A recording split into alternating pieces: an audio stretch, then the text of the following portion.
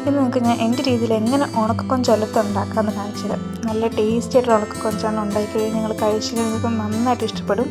അപ്പോൾ നമുക്കിത് എങ്ങനെ ഉണ്ടാക്കാമെന്ന് നോക്കാം കേട്ടോ. ആദ്യം തന്നെ ഞാൻ ഈ കൊഞ്ച് എങ്ങനെ ക്ലീൻ ചെയ്തതാണ് കാണിക്കുന്നത് കേട്ടോ. ചിലർക്ക് നല്ലോണം ക്ലീൻ ചെയ്തില്ലെങ്കിൽ വയറൊക്കെ നല്ല കേട് വരാൻ ചാൻസ് ഉണ്ട്. ഇതിൻ്റെ തല മാത്രമേ ഞാൻ കളഞ്ഞിട്ടുള്ളൂ, അതേപടി ഇരിപ്പുണ്ട്. അതിനുശേഷം കുറച്ച് വെള്ളം ഒഴിക്കുക, എന്നിട്ട് കല്ലുപ്പ് ഇടുന്നുണ്ട്. പൊടിയുപ്പായാലും മതി കേട്ടോ. എന്നിട്ട് ഈ ഉണക്കക്കൊഞ്ച് അതിനകത്തിട്ട് നല്ലോണം തിളപ്പിക്കുക. ഇപ്പോൾ അത് വരുന്ന രീതിയിലുണ്ടല്ലോ, നല്ലോണം അങ്ങ് തിളപ്പിക്കുക.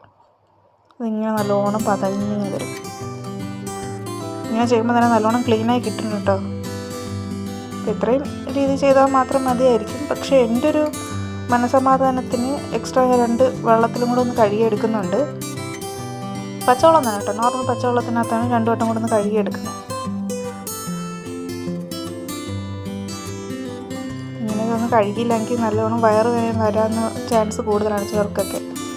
എല്ലാവർക്കും അല്ല, ചിലർക്കൊക്കെ വയറുവേദനയൊക്കെ വരാറുണ്ട്. അപ്പം ഞാൻ 2 വെള്ളത്തിലൊന്ന് കഴുകി എടുത്തിട്ടുണ്ട്. കാണിച്ചു തരാം കേട്ടോ എങ്ങനെയാണ് ക്ലീൻ ചെയ്ത് കിട്ടിയെന്ന്.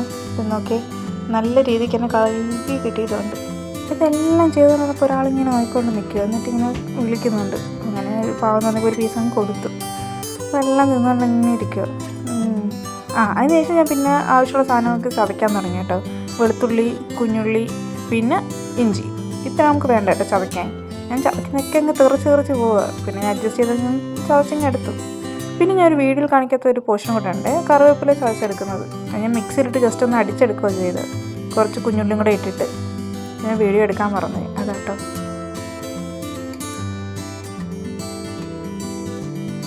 നമ്മൾ അതിൻ്റെ ഒരു ചട്ടി എടുത്ത് വെച്ചു.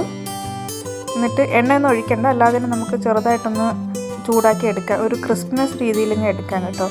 ഈ ഒരു കാരണം ഉണക്കക്കൊഞ്ചാണല്ലോ നമ്മൾ പിന്നെ വെള്ളത്തിലിട്ട് തിളപ്പിച്ചപ്പോഴാണല്ലോ ചെറുതായിട്ടൊന്ന് ജീവൻ വെച്ചത്. അപ്പം നമുക്ക് ആ ജീവനില്ലാത്ത ഒന്നും കൂടെ അങ്ങനെ എടുക്കാം. ഞാൻ നല്ലോണം ഒന്ന് റോസ്റ്റ് ചെയ്ത് ഞാൻ എടുക്കുന്നുണ്ട്.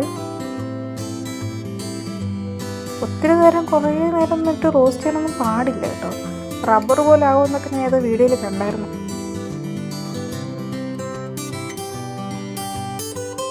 നമുക്ക് ആവശ്യമുള്ള ആ ഒരു ക്രിസ്മസ് രീതിയിൽ കിട്ടിയിട്ടുണ്ട്. നല്ലോണം അങ്ങ് മൂപ്പിച്ചെടുത്ത രീതിയിൽ.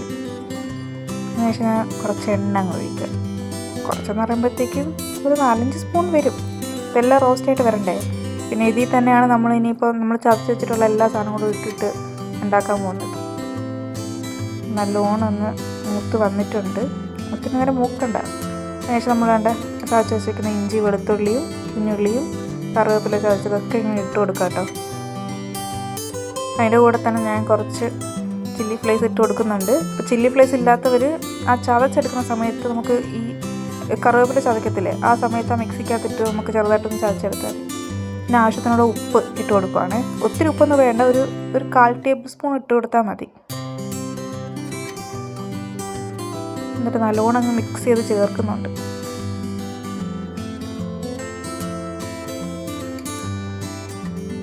അതിൻ്റെ കൂടെ തന്നെ ഞാൻ കുറച്ച് മുളക് പൊടി ഇടുന്നുണ്ട്. കുറച്ചിട്ടാൽ മതി, ഒത്തിരി ഒന്നും വേണ്ട. ചില്ലി ഫ്ലേക്സ് ഉള്ളതുകൊണ്ട് നമുക്ക് എരിവ് ഉണ്ടായിരിക്കും. പിന്നെ ഒരു കളറിന് വേണ്ടിയിട്ടാണ്. അപ്പം കാശ്മീരി മുളക് പൊടി ആയാലും മതി കേട്ടോ. എൻ്റെ വീട്ടിൽ കാശ്മീരി മുളക് പൊടി തീർന്നിരിക്കുന്നതുകൊണ്ട് അങ്ങനെ ഉള്ളതുകൊണ്ട് അഡ്ജസ്റ്റ് ചെയ്തു.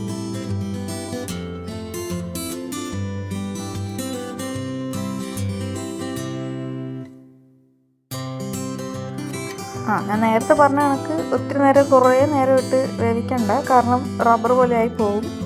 അപ്പോൾ നമുക്ക് റെഡിയായി കിട്ടിയിട്ടുണ്ട് നമ്മുടെ ഉണക്കക്കൊഞ്ച്. ഒരു ടേസ്റ്റി ആയിട്ടുള്ള ഉണക്കക്കൊഞ്ച്. നമുക്ക് കുറച്ച് ചോറെടുത്തിട്ട് അതിനകത്തോട്ട് നമുക്ക് ഈ ഒരു ഉണക്കക്കൊഞ്ച് ഇട്ട് ഒന്ന് കുഴച്ച് ഒരു വായൊന്ന് വെക്കാം. നല്ല ടേസ്റ്റിയാണ്. നിങ്ങൾക്ക് എല്ലാവർക്കും ഇഷ്ടപ്പെടും. ഒരു വട്ടം ഒന്ന് ട്രൈ ചെയ്ത് നോക്കുക ഈ ഒരു രീതിയിൽ ഉണ്ടാക്കിയിട്ടില്ലെങ്കിൽ. അപ്പോൾ നല്ല ടേസ്റ്റിയാണ്. എല്ലാവരും കമൻറ്റ് ചെയ്യണം എങ്ങനെ ഉണ്ടായിരുന്നു എന്ന്, ടേസ്റ്റ് ആണോ അല്ലയോ എന്ന്. Okay, by.